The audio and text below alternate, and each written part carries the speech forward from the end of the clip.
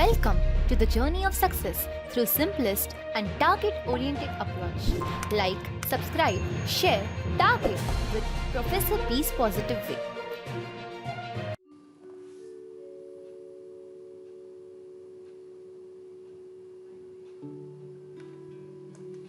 नमस्कार विद्यार्थी मित्रो, आज आपण चालू घडामोडी या सेक्शन्समध्ये अवकाश तंत्रज्ञान या संदर्भातील अगदी रिसेंट घडामोडी पाहणार आहोत, जी ॲस्ट्रोसॅट या सॅटेलाइटच्या संदर्भात आहे.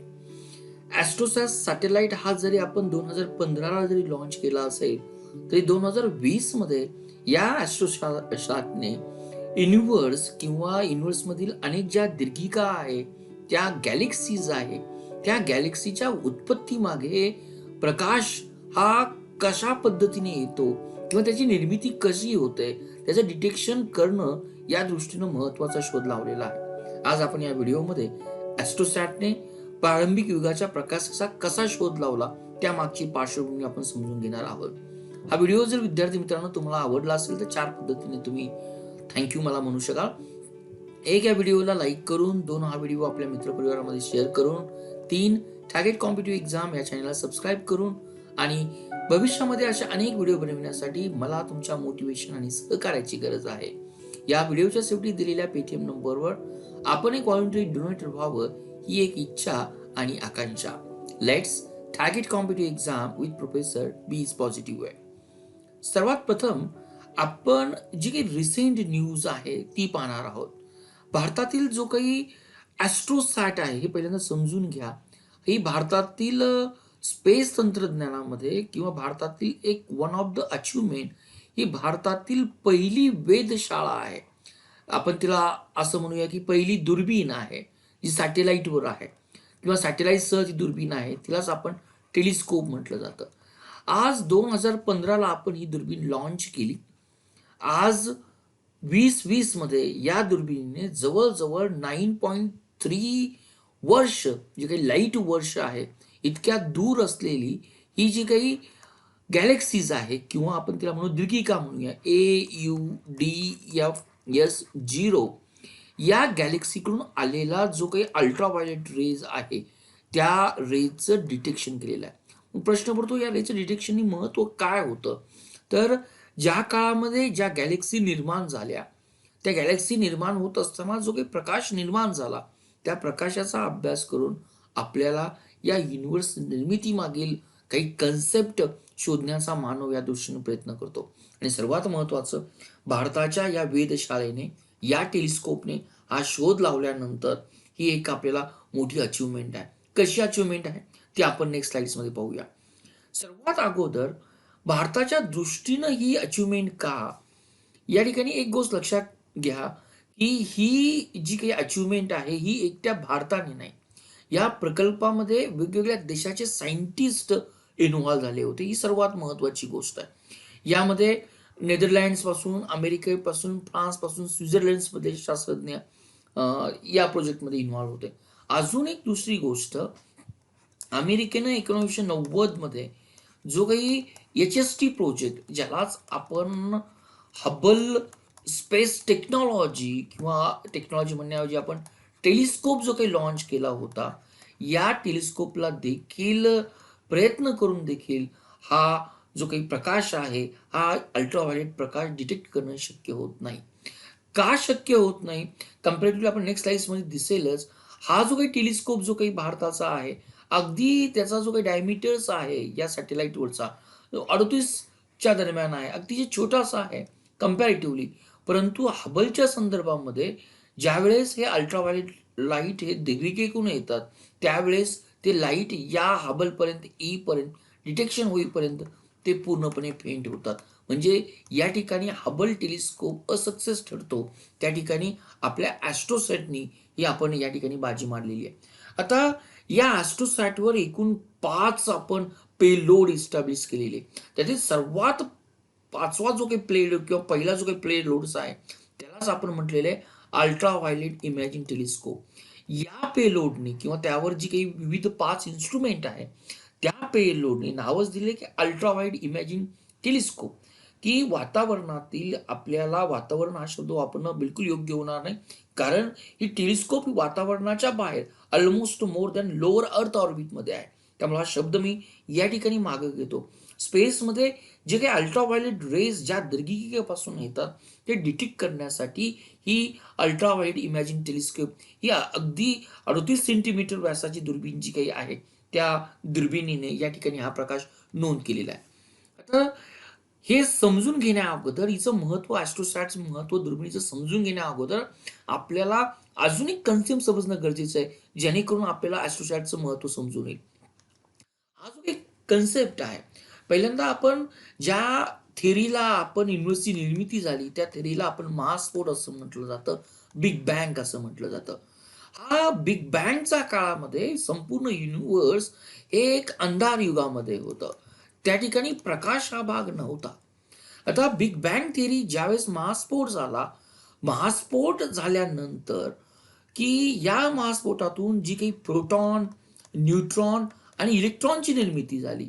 या प्रोटॉन, इलेक्ट्रॉन, न्यूट्रॉनच्या मिश्रणानं एक डेफिनेटली यांचं जर मिश्रण जर निर्माण झालं असेल, तर त्यापासून हळूहळू विश्व जसं कूल होत गेलं, थंड होत गेलं, त्यापासून अणूंची निर्मिती झाली आणि सर्वात पहिला अणू जर म्हटला जातो तो हायड्रोजन अणू, त्यानंतर हेलियम अणूची निर्मिती झाली. या अणूंची निर्मिती होत असताना, त्यांचं आयनीभवन होत असताना यांच्याकडे इलेक्ट्रॉन आकर्षले गेले आणि इलेक्ट्रॉन आकर्षले गेल्यानंतर नंतरच्या काळामध्ये हे अणू आपण म्हणूया की न्यूट्रल बनत गेले आणि हे अणू जसे निष्क्रिय बनत गेले, न्यूट्रल बनत गेले, त्यातून सर्वात प्रथम खऱ्या अर्थाने युनिव्हर्स हे ट्रान्सपरंट झालं किंवा आपण म्हणूया प्रकाशाची निर्मिती झाली. आणि हीच जी सायकल जी काही आहे, जशी ही प्रकाशाची निर्मिती झाली, हा जो काळ जर पाहिला तर अणुस्फोटानंतर पूर्णपणे अंधकार युग होता, कुठलाही प्रकाश नव्हता.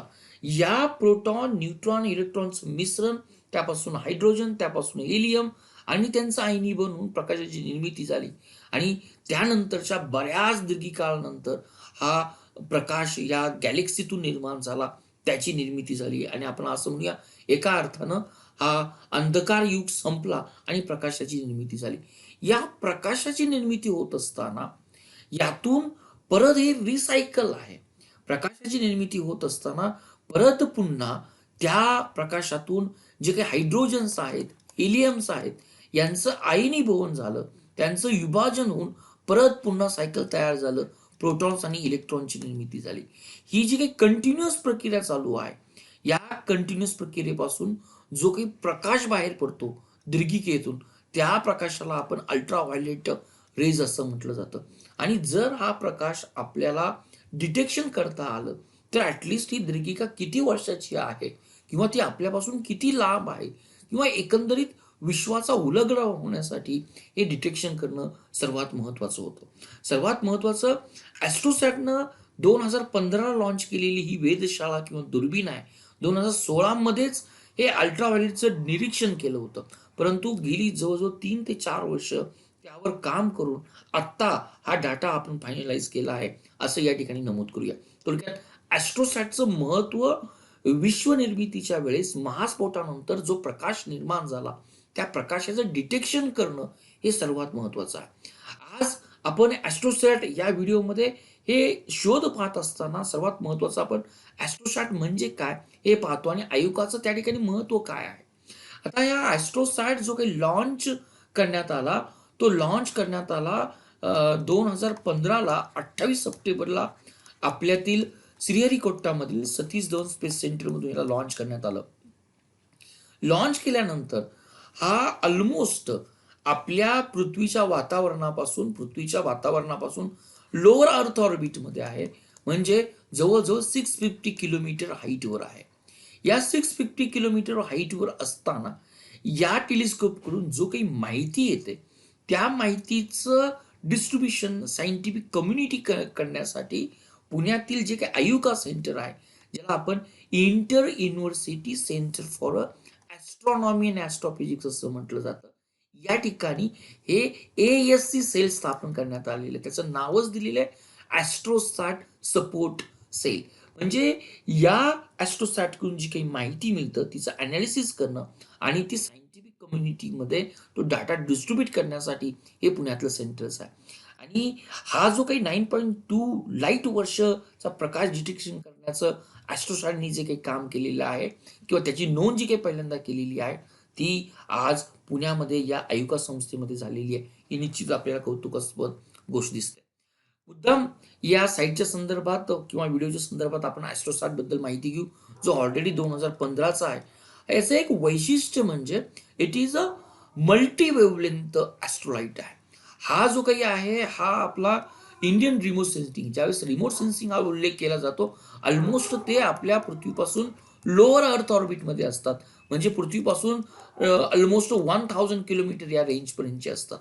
आणि ज्यावेळेस दीर्घिकेकडून अल्ट्राव्हायोलेटचा प्रकाश येतो, तो प्रकाश पृथ्वीच्या वातावरणातून ऑलमोस्ट जे वातावरण आपल्याला 20 किलोमीटर दिसतं त्यातून पूर्णपणे ऑब्झर्व केला जातो. त्यामुळे पृथ्वीवरून अशा कुठल्याही टेलिस्कोप सध्या तरी या दीर्घिकेचा प्रकाश किंवा अल्ट्राव्हायोलेट रेज डिटेक्शन करण्यासाठी वापरले जात नाही. हे एक वैशिष्ट्य या ॲस्ट्रोसॅटचं जे काही आहे ही मल्टी वेवलेंथ ॲस्ट्रॉनॉमी आहे.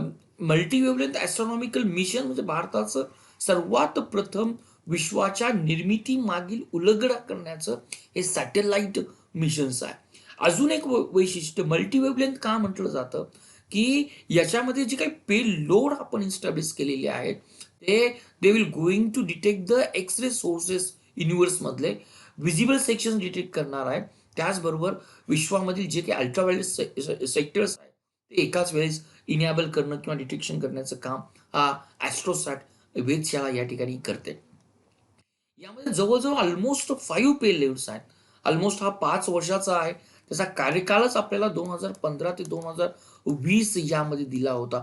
मे बी आजही तो या ठिकाणी आपल्याला वर्कआउट करतोय. परंतु मला मुद्दाम हा जो काही पहिला पेलोड्स आहे तुमच्याशी नमूद करणं गरजेचं आहे.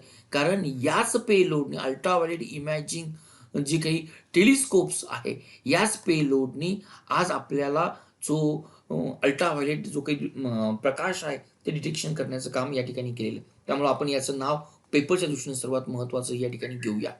दुसरं ॲस्ट्रोसॅटकडून जे काही आपण सेंटर पाहिलं ॲस्ट्रोसॅट सपोर्ट सेल जे पुण्यामध्ये आपल्या आयुकामध्ये आहे. परंतु त्याचबरोबर ॲस्ट्रोसॅटवर कंट्रोल करणारी 2 सेंटर आपल्याकडे आहे. एक्झाममध्ये आपल्याला याचा लॉंग फॉर्मही विचारला जातो. ही कुठली 2 सेंटर आहे. दुसरं सेंटर आहे या ठिकाणी इस्ट्रॅक म्हटलेलं आहे. मुद्दाम आपण या ठिकाणी नमूद केलेलं आहे. याचं जे काही सेंटर्स आहे इंडियन स्पेस डाटा सेंटर हे बेंगलोरचं जवळ एक उपनगर आहे. त्या उपनगराला आपण बैलालू असं म्हटलं जातं. हे बहुतेक सॅटेलाइटचं कंट्रोल सेंटर म्हणून काम करतं एकदा रिलीज झाल्यानंतर. आणि दुसरं जे काही सेंटर्स आहे त्याला इस्ट्रॅक असं म्हटलं जातं. इस्रोज ट्रॅकिंग सेंटर जे काही आहे त्याचा लॉंग फॉर्म जर आपण पाहिला ISRO's telemetry tracking and command network आहे.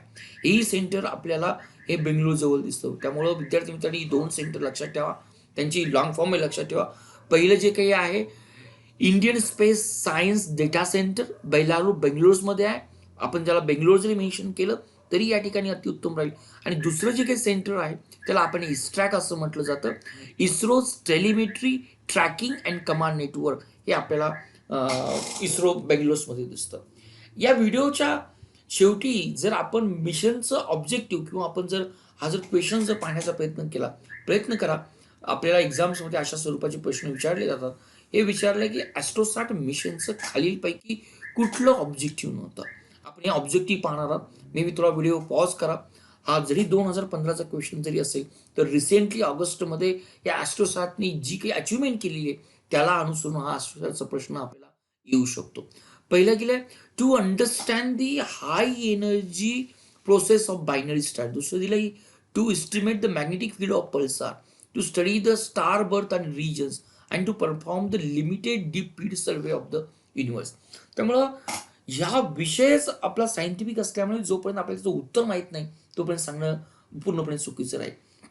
हे जे काही बायनरी स्टार जे काही आहेत या बायनरी स्टारमध्ये मोस्टली ब्लॅक होल आणि न्यूट्रॉन स्टार यांचा अभ्यास करणं या मिशनचा महत्त्वाचा उद्देश होता. दुसरं दिलं estimate the magnetic field of pulsar आणि जो काही न्यूट्रॉन स्टार आहे both are the totally different. Pulsar ज्यावेळेस न्यूट्रॉन स्टारला स्पिन मिळला जातो त्यातून पल्सारची निर्मिती होते. म्हणजे हा या ठिकाणी ऑप्शन्स नाही आहे. या ठिकाणी कुठला मॅग्नेटिक फील्डचं पाहणं गरजेचं आहे, तर न्यूट्रॉन स्टार हे त्याचं उत्तर असणं आपल्याला अपेक्षित होतं. दुसरं दिलंय study of a star birth region and high energy process in the star system. ज्यावेळेस गॅलेक्सीची निर्मिती झाली, त्या गॅलेक्सीच्या निर्मितीमध्ये जे अनेक स्टार सूर्यासारखे निर्माण झाले, ज्यामध्ये वेगवेगळे त्याचे प्रोसिजर्स आहेत, सुपर जायंट आहे, जायंट आहे, त्या संदर्भातील हाय एनर्जी प्रोसेसचा अभ्यास करणं हेही याचं वैशिष्ट्य आहे. दुसरं दिलं लिमिटेड डी फीड. हा डी फीड सर्वे खूप महत्वाचा आहे, ज्याला आपण नावच देतो की हबल जे काही नाव दिलं जातं एक्स्ट्रीम डीप फील्ड, हा एक रिजन युनिवर्स मधला आहे की ज्या ठिकाणी ऑलमोस्ट नियर टू 5500 गॅलेक्सीज आहे. या गॅलेक्सी मधला जो काही लिमिटेड सर्वे करणं अल्ट्राव्हायलेट रिजन मध्ये, हा या मिशनचा सर्वात महत्वाचा उद्देश होता.